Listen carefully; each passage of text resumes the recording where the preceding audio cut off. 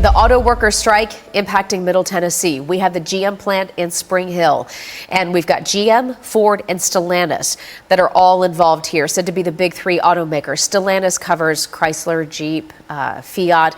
And Fox 17 News' Jackie Del Pilar joining us live this morning in Spring Hill to explain. Jackie, I know you've been around the Spring Hill GM plant this morning. Have you noticed any signs of folks out on the picket lines?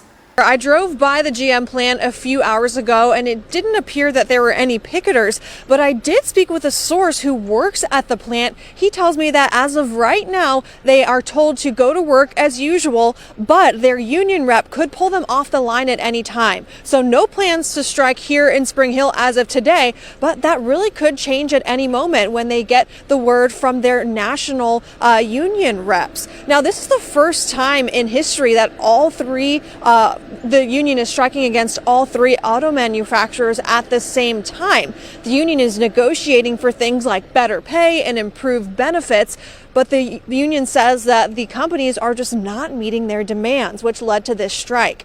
Now, there are folks all across the country who have been walking out in various markets. That includes Missouri, Michigan, and Ohio. That may have grown since then, as that strike deal was supposed to be reached by midnight and it wasn't. So now the union is having these strikes in various cities across the country here.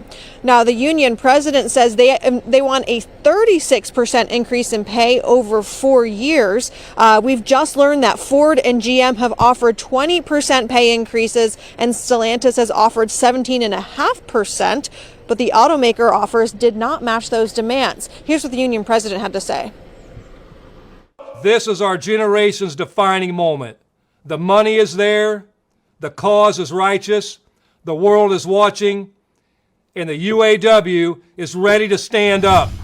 Rachel Louise just introduces us to one worker who says a strike may be necessary to make things better in the long run.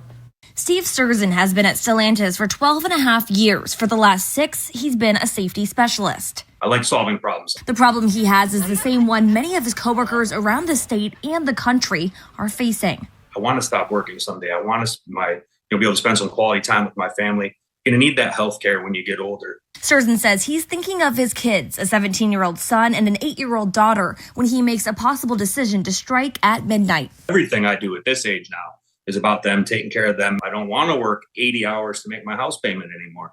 I don't have the time to do that. To me, I want to spend time with them. Fair benefits, fair pay. A strike is almost inevitable, as 97% of union members voted in support of it, the UAW says. Sturgeon has been preparing for that possibility. It's not going to be, we're not going to be running around having steak dinners. It's going to be cutting it down, definitely eating at home, just trying to get by the best we have. We knew it was coming.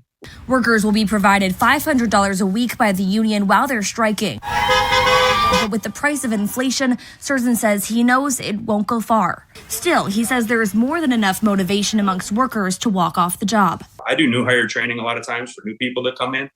These people wash out 60, 70, 80%. Sturgeon says the lack of investment in workers over decades has led to few people being willing to take on a tough career for low benefits. It was a career. It's become a job.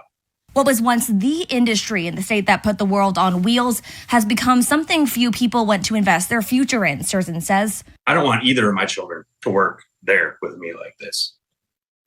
That's kind of where it is in its current state. As many as 146,000 workers around the nation, many in Michigan, could walk off the job Friday.